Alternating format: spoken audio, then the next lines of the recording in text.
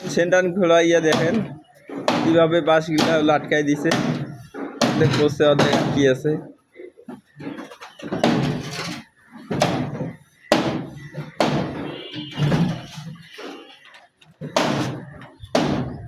করিল করিল করিল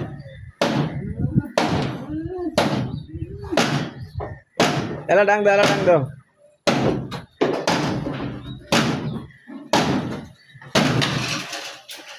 ডাং দাও, ডাং দাও, ডাং দাও, ডাং দাও।